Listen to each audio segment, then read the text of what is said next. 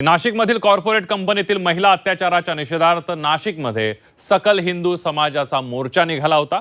या मोर्चामध्ये नाशिकमधील अनेक तरुण तरुणींनी सहभाग नोंदवला। यावेळेला कॉर्पोरेट कंपन्यांच्या कारभारावर वचक ठेवण्यासाठी एक यंत्रणा उभी करण्याची मागणी यावेळेला करण्यात आली आहे। बघूया।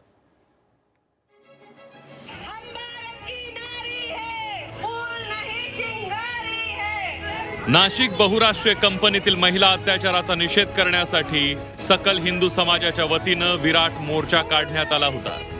नाशिक आणि परिसरातील तरुणाई मोठ्या संख्येने या मोर्चात सहभागी झाली होती। हिंदुत्ववादी संघटनांच्या तरुण महिला कार्यकर्त्यांचा मोठ्या प्रमाणावर या मोर्चात भरणा होता। महिला अत्याचाराचं हे प्रकरण जिथं घडलं त्या कंपनीपासून जिल्हाधिकारी कार्यालयापर्यंत हा मोर्चा काढण्यात आला। आमदार देवयानी फरांदे यांनी या मोर्चात सहभाग नोंदवला।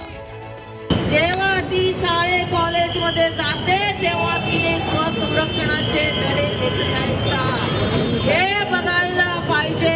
मग मुलींना कॉलेजची पायरी चढवा। यांची हिंमत होता कामा नये। हा राष्ट्र जो आहे जागतिक स्तरावरचा एकमेव पक्ष एकमेव देश भारत जो हिंदूंचं राष्ट्र आहे हिंदू पाहिजे। मुसलमानांनो जर तुम्हाला आमच्या आया बहिणींवर मुलींची जर तुम्हाला आबरू लुटायची असेल तर तुम्ही हा देश सोडा। माझी सरकारला विनंती आहे की यांचं राष्ट्रीयत्व तुम्ही रद्द करा।